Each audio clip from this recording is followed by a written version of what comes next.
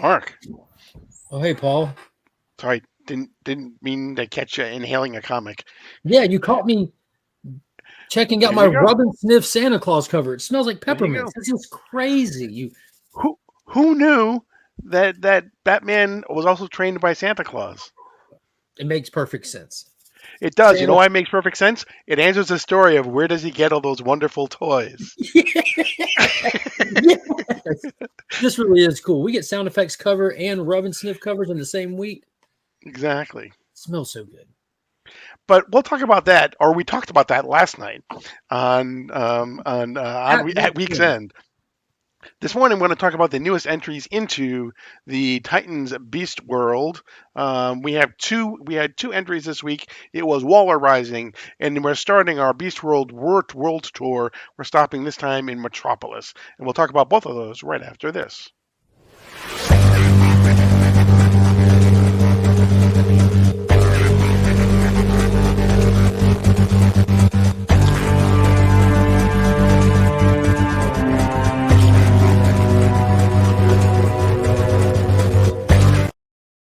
So before we get started, make sure you subscribe, make sure you hit the like button, make sure you leave a comment for us, let us know how we're doing. Let us know what you thought of Beast World Waller Rising and Beast World Tour Metropolis. Are you getting all of these tie-ins? Or are you just getting the main title? Are you reading it at all? Let us know. And let us know where you want us to go from here. I'm sure we'll find something, but we're gonna start actually with Titans Beast World Waller Rising. This Got it right was here. I got this yeah, beautiful A cover. exactly. And I got the B or the C cover. I'm not sure which one. It's definitely a gorgeous Um, cover you got yourself there. You mind if yeah, I it's take this? Clayton Ender. Yeah, no, go ahead. So I was going to say this. All right, Chuck Brown wrote this. I Mhm, discovered Chuck Brown during Aquaman. I've had the mhm, opportunity to meet him a couple times. Great guy, good writer. I think he had a lot to chew on with this book. So before we get into it, I want to let you know now this was a huge book. It was oversized, $5.99 price tag. All of these so far are thicker than your normal comic. You're getting a mhm, lot of bang for your buck. And this one, there's so much going on. It ties into so much stuff that has happened previously, from the death of the Justice League all the way mhm, back to like that the end of what was it, Dark Crisis with mhm, Amanda Waller's nephew. And what we have in this book is the follow-up to a very, very small moment in Beast World number 1 when Dr. Hate popped up and removed Garth's consciousness from his body. mhm, Apparently, Dr. Hate got a taste of the Parliament. For those that don't know, the Parliament is the supernatural representation of life in DC Comics. You have the red, which represents animal life. You have the green, which represents plant life. And you have the gray or the rot, which represents decay and death. The mhm. Parliament exists in this supernatural plane called the kingdom. And I'm having to preface this because the story was all over the place. Right. It really was. Dr. Hate is going for the kingdom, and Amanda Waller is tasking to stop Dr. Hate. And that's where this starts. It starts, we see a paramedic driving in an ambulance, dealing with the madness going on, trying to save a person's life in the back, only to be getting attacked by the gang members that harmed the person to begin with. And in the process of doing CPR, Amanda Waller taps in and just calls in. He's like, "Hey, I need you." He's like, "Why are you talking to me? I ignored your phone call. That's why I'm talking to you. I need your help right now." And she's like, "Nah, brah." And she's like, "You can do it, or you know what's going to happen." So he resuscitates the individual and then changes in a jumping, flipping action into none other than Deadeye, who we realize is Amanda Waller's relative. And we saw Deadeye get a little boost up during Lazarus Planet. That's where Amanda Waller recruited Deadeye and Mhm, explained to Deadeye that we have to go get some other people and stop Dr. Hate. Previously, in John Kent Superman, Val Zod, as well as Red Tornado, the Superman and Red Tornado of Earth 2, were sent into the Phantom Zone by none other than the Injustice Superman. So mhm, that's important to key in here because that's the first place we go to next. Like, giving you context, we see them traveling through the Phantom Zone with a beat up Red Tornado, pieces and shattered still, mhm. trying to get back home, realizing that that might be a little more difficult than they think. Dr. Hate shows up being able to travel through that, like that's kind of a big deal. Just Right. in and out of the Phantom Zone. That's not a small feat. That's what I'm saying. This book is loaded. Travels into the Phantom Zone saying that I need you. I don't need that goofy robot, but I need you, Valzad. And then we immediately cut to Black Manta and his whole team of Manta men. Dr. Hate pops up in front of them. And you think like maybe he's going to take someone here, but no. Dr. Hate had acquired the services of Black Manta to get a nuke, for a lack of a better term. Mm-hmm. A little fight goes on. Black Manta don't take no ish from nobody. Tries to take out Dr. Hate. Dr. Hate just wipes the floor with him and leaves with a nuke, more or less. All the while, you have Deadeye kind of focusing in on finding Dr. Hate for a split second. Then we turn to a kind of a montage scene of Dr. Hate going and pulling the energy or life force kind of thing from numerous characters, including Bwana Beast, which was awesome. They called him Freedom Beast in this. They I don't did. know, don't know what that's about. Mm-hmm. But we see Dr. Mist, Nubia, Freedom Beast, and then we get dialed in finally with Luke Fox, who's with Vixen. And then we know for Luke Fox just set up the Outsiders Mm-hmm. with not Vixen, with other people doing other stuff. So, but he has been monitoring anomalies on the planet where Right. other people are dealing with just mainstream type stuff. He's dealing with anomalies that go under the radar. So this hits his radar. Vixen being tied to the red dials in and gets an idea of what's happening. They suit up and they take off, only to find the wreckage of Black Manta, who's battle damaged and ready to kill both of them because they're superheroes. A frustrating fight happens. He's beat up. He's not really a match for him at that point. They come to terms after berating him for selling a nuke, basically, to a supernatural demon bad guy. Like, it's kind of common sense here, people.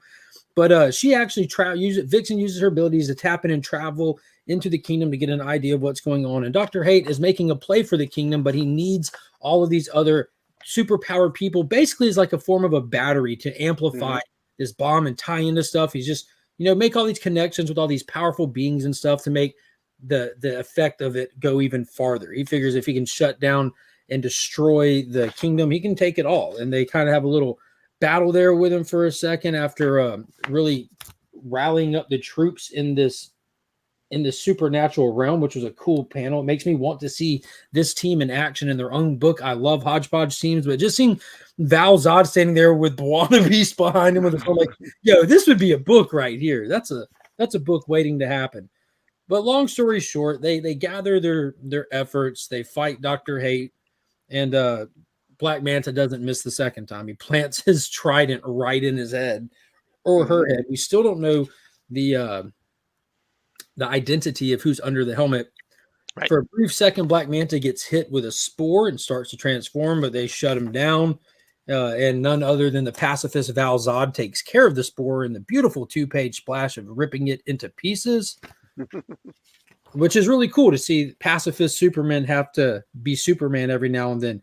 Amanda Waller recovered Dr. Hate's body, pulls the stuff out of her head, like kind of looks like gets Dr. Hate back in check kind of thing. And then you get this after credit that's kind of important here, I believe. So these characters, which it is a team of all persons of color. You can see an actual origin to something else coming because they're putting together an all persons of color team with the Mist, Vixen, Deadeye, Freedom Beast, Black Manta, Batwing, and you have Luke Fox talk to them about like wanting to join this coalition almost. And Deadeye said, I don't know, I'm not the Justice League type. Vixen says the league doesn't exist. And they said, is it a team? He said, no, a network, a beginning. And they're looking up at like the idea of all of them working together. So I don't know what we're doing here. It has me curious, a little excited, because I know we have the Outsiders, and I don't feel like he's recruiting for the Outsiders in this. It was cool seeing Amanda Waller have to go like pull in her own assets already, because that's kind of like the thing, though. Like that's what we expect from Task Force X, Amanda Waller, these massive, crazy, very capable assets, and every now and then they got to get put in check. And this was a huge close call. Like outside of the Beast World problems, like dude just went for the kingdom. He was about to shut down the whole parliament. That would have ended the Beast World, but it would have ended the entire world too. Right. Yeah, I mean, I agree. I really like this issue, and to your point, if this is where you're jumping on to to Beast World, Woo! you're going to be lost. Very Um, lost. yes. Um, Woo! but to your point, it's another issue that rewards the people who have been reading not just Beast World, but rewards. I mean, this goes back to Infinite Frontier in some ways too. It goes Yeah. way back. You know, um, because we have Valzad, who was in Infinite Frontier as well. We Hmm. have callbacks to Lazarus Planet. That's where Doctor Hate first appeared. Was at the end of Lazarus Planet. Certainly we Adventures have of John Kent. you know. I mean, Waller goes all the way back to Outsiders. Against Earth 3, right? She goes, Yeah. she This goes, was she this goes way was back. everywhere. Mm, Absolutely everywhere. mm. I can't remember what story it was where we saw Black Manta take out. That might have been in a recent special, no? Where because Black Manta's right hand woman, he Mhm. recently just took over that entire crew. He shut down their captain, and she saw like you're like, yeah, I'm a pirate, and so is your captain, but he's a crappy pirate. I'm a good pirate. Let's go wreck some stuff. And she's like, I'm all in. Mhm. That's a recent thing for her to have moved her allegiance over to him. So this was total like spider web book in the best way possible if you're a dialed in reader. And Right. I'm excited to see what Chuck Brown's doing next. I have this sneaking suspicion that he might be like doing something team related in a future DC comic book. Mhm. Yeah. Yeah. You never know. Um, You never uh, know. you never know. Um, and then we move on to this, which is Titans Beast World Tour Metropolis. Now, the two titles are the two issues were very different in that this was one complete story, One from long book. front to back. This has three stories. This has a pretty much a regular length first story, and then two smaller backstories. Um, kind of like what they did with some of the Dark Crisis tie-ins. Yeah, Um, but the first one here, we check in on the Dreamer, um, who we had seen before. on Um, Lazarus Planet specifically. exactly, exactly. Who was seeing things in her dreams? Well, now she's starting to see things as she's awake. Premonitions.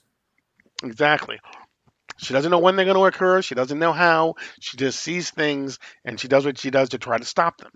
Um, We these the first story is written by Nicole Maines and Steve Orlando, written by Fico Asio. I hope I said the name right. Yo, Nicole Um, Maines. yeah, That's Nicole. awesome. Yeah, the Nicole The Maines. Nicole Maines. Exactly. So the reason why we're saying it is because it also seems as though these may be some ways where DC is kind of giving some work to possibly some future stars in the DC universe Some because new they're teaming talents them with rolling some. in. Exactly, they're teaming them with some people, some very well connected people. We'll talk about the Joshua Williamson one in just a second, but um, kind of like the new talent showcase that they did a while back, but they're doing it here.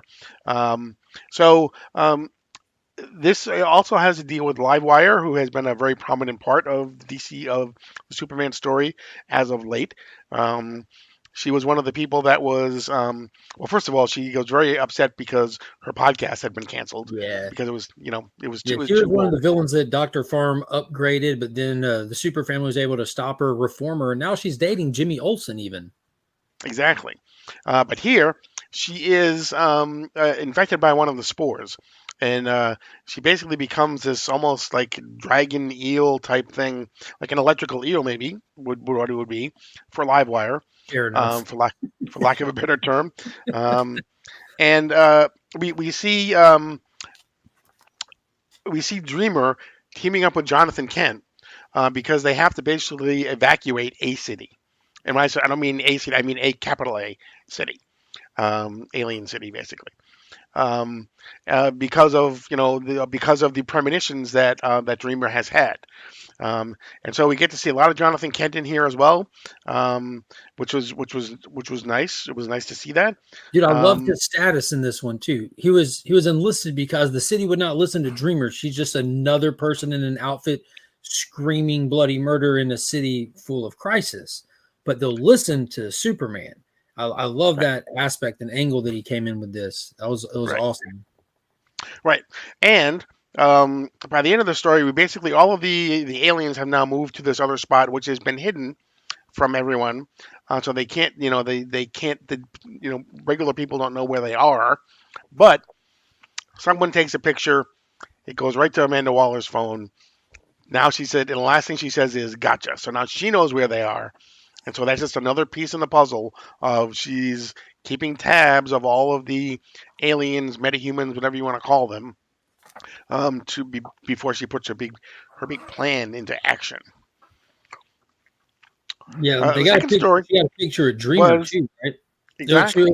She was saying gotcha about Dreamer because if you look behind her on Olive Waller's screen, she has Dreamer on there. Mhm. So I think she wants Dreamer. Then huge shout out to the craftiness of the Dawn of DC continuity storytelling because Mhm. this is Beast World, but they are using it as the launching platform for the real event that's coming. Like I'm Mhm. not saying this isn't a real event. This most certainly is, but it's not Crisis, it's not the summer blockbuster. This isn't Metal. These are just pointed events. This is Mhm. Titans Beast World. We Right. had Lazarus. That's a 2 month little story event versus like an actual summer blockbuster event that can go on for 6 to 12 months. That's Right. the whole Waller Rising thing. This is for those who didn't see it coming. Like Right. they're letting you know as a reader now she's coming. Yeah, exactly. It's kind of like, to your point. It's kind of elevating it above the rest of the storytelling for the 2 months that it's going on. But Mhm. it's not something that you have to devote months and months to in order to follow. Yeah. And for the most part, they're keeping them relatively small. Certainly, they have these tie-ins, these little tie-ins, whatever. And there's like one or two issues of Nightwing and then this week's issue of Action Comics will tie into it. We're promised that's where Dreamer's gonna show up next is in Action Comics 1060, but that's really it. It's not something where you're gonna see Crisis on Infinite Earths across the top of every single comic for Mhm. 12 months. So it's good because it serves two purposes. For DC, hopefully it juices their sales a little bit, but it doesn't totally empty people's wallets either. And it doesn't burn you out on the concept. If you Right. like, I think they saw that happen. Like they had a huge slap in the face with Death Metal, the second one, when they ran for Yeah. 50 something issues total, Mhm. and it became mandatory reading for the tie-ins, where it wasn't just grab the ones that you might be interested in.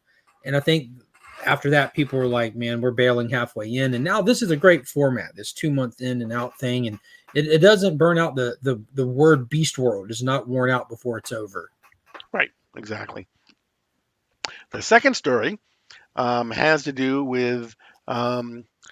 yes, exactly. Oh, wrong one. Wrong one. There it is. Yes. Total Um, callback to the Silver Age here. exactly. Who sees his friend Jimmy Olsen has suddenly become a turtle man. And if you're wondering where that came from, all you have to do is go back to Jimmy Olsen's pal, Superman's pal, Jimmy Olsen, number 53. This is a direct, I mean, he's attacking a bridge in this story, too. So this is pulled right from Jimmy Olsen, Superman's pal, Jimmy Olsen, number 53. So iconic cover, which is good. Again, this is rewarding even those longer readers, who Mhm. have been around forever. So, Yeah, um, this was a straight up in and out story. It was just a day in the life and the slice of Bibbo. He's running his bar. Jimmy comes in to get the soup of the day kind of thing. And after mhm, reporting on all the beast stuff going on out in the world, he carried a spore in with him and infected him. He turned into the turtle. And now Bibbo and the professor who hangs out at the bar have a plan to try to help him. Bibbo takes to the bridge trying to help people there to staying close to Jimmy. And then the professor shows up with all the mhm, Easter eggs that you can think of. He showed up right. in the Whiz Wagon, first introduced in the pages of Superman's pal Oh, Jimmy Olsen by the Newsboy Legion. And then they make some slick jokes about if you use the new Kirby 300 turbine, he can do oil yeah, changes on it and stuff. It was a exactly. good time. Yeah, it really was. Um, Bibbo was kind of like he's kind of like the Doiby Diggles of Alan Scott. Exactly. But it was cool they managed to, the professor showed up with a classic Silver Age MacGuffin. I'll just shoot him with this ray and it'll put him to sleep. And we did get like some important Beast World context in this too, though, knowing that kind of like the dynamic of the spores. Like they're coming after those that they deem powerful. They're attracted to the powerful out there. They want to inhabit and possess powerful entities. And if they feel that they're in danger or their host is losing its life, they will leave it. So they put Jimmy to sleep. The spore left it, but to make sure that it doesn't get anybody else, they use high frequency to bring in an infected Power Girl who's like a flaming bird who comes in gawking and squalling. And the second spore that was in Jimmy jumped in and piggybacked now with her and her spore. And then they shot, like basically like put a high frequency thing on a little shotgun and shot it in the air, just let her chase it. Like, all right, let's go back home now. Yeah, and a word of warning on this story and the next story is the one part that I didn't like about these stories is that you get these little things that say, this story takes place after after Titan's Beast World #3 in this story, because apparently that's where we're going to see the transformation of Power Girl. So if you don't want to know that, don't necessarily Look at read the Titan's cover. Beast World #3 and then come back. Yeah, well, to be fair, the Dreamer story takes place after issue 2. The Bibbo story takes place after issue 3. And now we're on to the third story, which we're back to taking place after issue #2. Correct. This one was written by Joshua Williamson, co-written by Joshua Williamson. Yeah, like you and got to make sure to call out Zipporah Smith. Zipporah Smith, right. The Zipporah Smith. Yes. So that's where the joke comes from. They're taking these new talents and they're attaching them to like the people associated with the book or bigger names to kind of usher in some new blood, which is exciting. New blood brings new stories and new style. So we'll see where it goes. This story was 10. Exactly. But often when you get these tie-ins too, you get them written by someone who has no skin in the game with the characters necessarily that they're writing. Here, at least in what I've seen of some of the solicitations is in this one, Joshua Williamson is involved with the Superman story here. Chip Zdarsky, I believe, is writing one of the ones when we get to Gotham City. So they're going right to the main writers of those particular locales to try to make sure that it's going to work within the continuity of that they're building within their own titles as well. Don't mess up my story. They're just standing over their shoulder as they're typing. No, not that. Fix that. Bad Zipporah. Bad Zipporah. This story was my favorite one that I've read out of all the Beast World stuff, even the main one. Like, I'm Superman biased, but like that's a given. But this I love so much because it was so well done to Superman. If you're into Superman, like in following it, this just hit. We get an awesome story of Lois at the fortress with Helix monitoring the world. We have Superman rushing around, helping people, trying to stop them from the spores, kind of letting them know where the biggest outbreaks are, to be careful. They keep warning him that they're attracted to powerful entities. You're in danger, blah, blah, blah. As he's flying around, going from one place to another, you get some scenes and panels of them reminiscing over moments, which was really fantastic. And then in the process, there's an onslaught on the Fortress of Solitude. The infected have picked up on the energy, the power signature coming from that fortress, and naturally in their I guess their beast-like state, they would obviously mistake it for something in there like Superman. So they break in, and in the process of breaking in, Lois is trying to tell Clark, like, we got this. But Clark, as soon as he hears they broke in, did not hesitate. He just screams, Lois, and then you get this explosion of water, this sonic boom, and this just burst of blur through the air. He is on the way, and it doesn't take him one panel to land rock solid in the middle of this fortress, which, dude, you could feel how fast that happened. Like, just boom, he's gone. Boom, he landed. You're like it put me back in my seat. Like, that's how you do it right there. But Lois and Helix did have a plan. She's suited up. They're gunning, rocking and rolling. Superman's like screaming, eyes lit up, just dusting spores, like shooting people in their faces and taking out the spore. I'm like, this is nuts. He's over there getting attacked by spores left and right. One eventually gets in him, but then he just lights up with a purple electricity, and the spores, all of them in the room, fall down dead. And I didn't catch it at first, but look at his forehead, the Brainiac symbol. So I didn't catch it at first. I had to read the next panel. He said, what happened? And Helix tells him, you were implanted with a subdermal nanobot. It released a shockwave that immobilized the spores.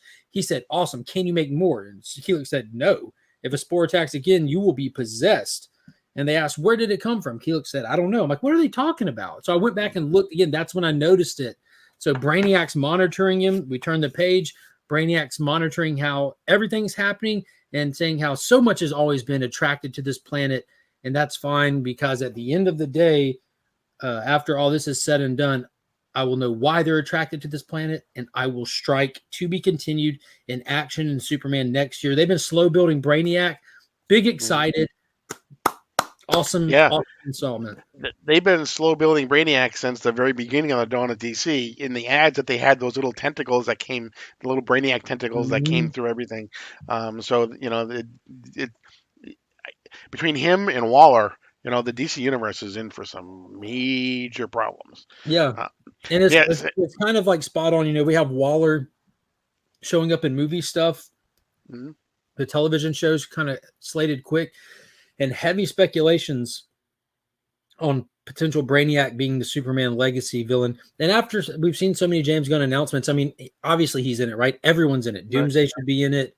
Mongol should be in it. Mhm. Metallo should be in it. Shorter list of who won't be in that movie at this point. Exactly. This was my favorite of the three stories as well. Also, I think the art was the best in this particular story as well. Superman was drawn so well. I don't even remember who did the art in this particular story. Edwin Gallman, the Edwin Gallman. The Edwin Gallman. Yeah. Good job, Edwin. Very good job. Yes, absolutely. Um, Again, if it's going to be the same thing in Gotham, and we're going to see Coast City, and we're going to see Central City, and we're going to see all of these, so we're going to we're literally going to take a tour of the DC universe Yep. as we go Next through week is these. the So Beast World proper issue #2, and then World Tour Gotham for next week. Is correct, from what I saw. and Action Comics 1060, which is We'll have a supposed to have a backup time. story. It'll just be a Correct, backup Dreamer story in it. It won't be listed as Beast World right, proper. right, exactly. But yeah, excited to see where we go next. And that's the other thing too I like about this. It is 2 months. It is 6 issues, so we're gonna get three issues each month, I guess. Like one every other week, I think. So looking forward to that. So it's not also something where you got to wait a whole month for the next installment to come in either. So they're definitely gonna be feeding your Beast World hunger if that's what you're looking for. So, but that's gonna be it for this edition of DC Comics Deep Dive. As always, don't forget to like, subscribe, hit the notification bell so you're alerted whenever we upload new content, and comment. What did you think of Beast World Waller Rising and the World Tour Metropolis? So, but I am Paul. He is Mark, But we are Legion.